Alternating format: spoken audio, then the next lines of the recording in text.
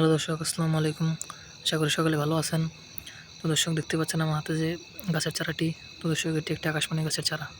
তো দর্শক, আপনার চাইলে কিন্তু এই আকাশমণি গাছের চারাগুলো কিন্তু চাষ করতে পারেন। তো দর্শক, আমরা কিন্তু আকাশমণি গাছের চারাগুলো চাষ করে কিন্তু প্রচুর পরিমাণে লাভবান হয়েছি। পাশাপাশি কিন্তু আমাদের অনেক ভাইরা কিন্তু এই আকাশমণি গাছের চারাগুলো কিন্তু চাষ করে তারাও কিন্তু প্রচুর পরিমাণে লাভবান হয়েছে। দর্শক, আপনারা চাইলে কিন্তু খুব সহজেই এই আকাশমণি গাছের চারাগুলো বাজার থেকে কিনে এনে সেই চারাগুলো কিন্তু আপনারা আপনাদের বাড়ির পাশ দিয়ে কিন্তু আপনাদের পুকুরের পাড় দিয়ে কিন্তু চাষ করতে পারেন।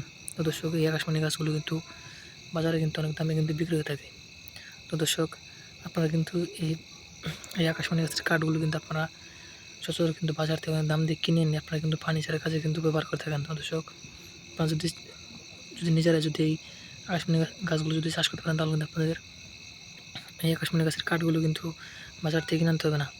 তো দর্শক, আপনারা নিজেরা এই আকাশমণি গাছগুলো চাষ করে সেই গাছগুলো কিন্তু আপনারা খুব সহজেই কিন্তু যখন এই গাছগুলো প্রথমে বড় হয়ে যাবে, তখন কিন্তু সেগুলো আপনারা প্রচুর টাকা দামে কিন্তু বিক্রি করতে পারবেন। এবং পাশাপাশি আপনার নিজেরাও এই আকাশমণি গাছের কাঠগুলো দিয়ে কিন্তু আপনারা খুব সহজে কিন্তু অনেক ধরনের ফার্নিচারগুলো তৈরি করতে পারবেন।